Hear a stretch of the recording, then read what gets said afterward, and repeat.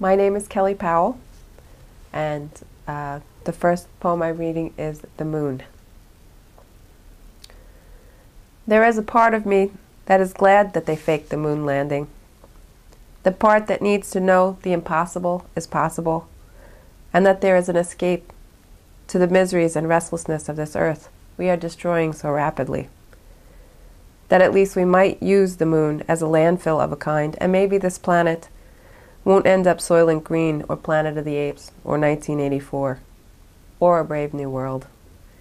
Then there's part of me that's angry at being deceived, that we couldn't actually get there, that stupid human tricks don't extend to outer space, and maybe we have already become Soylent Green, Planet of the Apes, 1984, The Lord of the Flies, Priscilla, Queen of the Desert, Brave New World, and Utopia all rolled into this one big dystopia of cruelty and heartache, and the moon is not a valid option.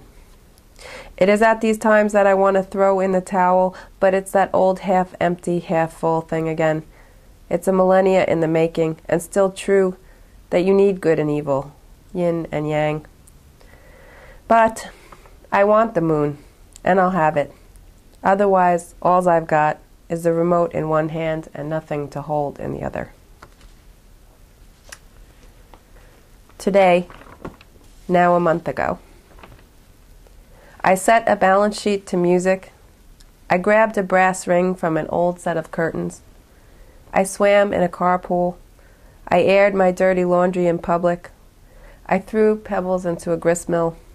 I reminisced about good old days before the violence of video games, days when disemboweling was our survivor. And somehow I managed to lose my innocence. I put ashes in my coffee and then drank them down, as bitter as that might seem.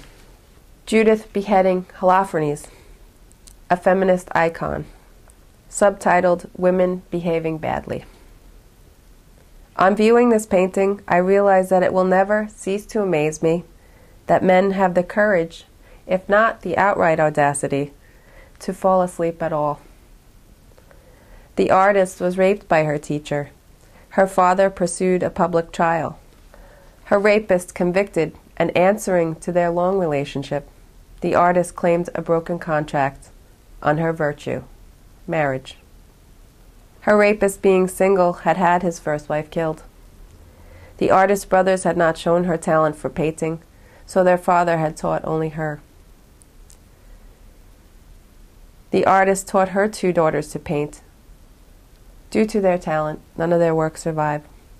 Said to have been unable to write, the artist is quoted later in the same source by her letters. Beheading her subject with paint and canvas, the artist leaves me, a deer in chiaroscuro headlights. I have often felt frontly lit, emerging out of the blackness and one-sidedly illuminated. Just as I dare to ask, where in this painting's brilliant perspective is our apple? I end up slipping on wet stones of the fisherwoman returning from bathing her children. 400 years later, a child hangs from each hip. I trip on dirty underwear and unscraped plates, pick up toys with my feet. I find lost keys in the wreckage, a bag of groceries in one hand, another pushes a baby carriage. I shut the door behind me with a third eye.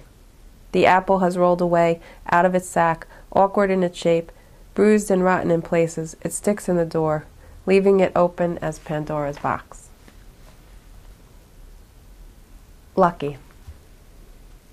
Lucky was the fish the kids won at the carnival, who lived, even after I found him, an unassisted suicide, orange with white markings against the cold, white tile of the kitchen floor.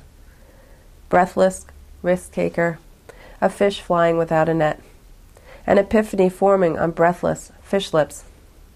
You rubbed him back to life like Aladdin his lamp, dropped him like a used tea bag back into his bowl without asking.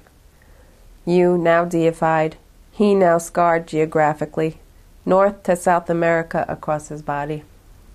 From the Atlantic to the Africa to the Asia of his abdomen, continued swimming in increasingly frantic circles. He appeared to be playing victim to invisible pirates inhabiting the plastic shipwreck, resting on surreal vegetation and clown-colored pebbles, nested within the astigmatic reality of his bowl. Lucky's World Tour included and encompassed one overpopulated aquarium tank, a one-way plastic travel bag discarded, one bowl, no filters, some accessories. Food flakes dotting his skyline, an incandescent bulb for a sun. I could almost see him dreaming of storming that plastic ship, emancipating its treasures, wishing for an open sea his salty ancestors would have warned him from seeking. Instinct spread into a labyrinth of survival, a thing of history, circling, conflicted. One day, we found him floating at the top of the bowl, finally free. I silently cheered him. I stayed too long in that bowl, succumbed to its safety after years in a lonely sea. Waterlogged, water burning my eyes, I petrified, washing away in particles over time. If only we'd learned each other's language, different fish as we were, perhaps we might have comforted each other in our disparate waters, as simple and daring an act as this might have seemed at the time.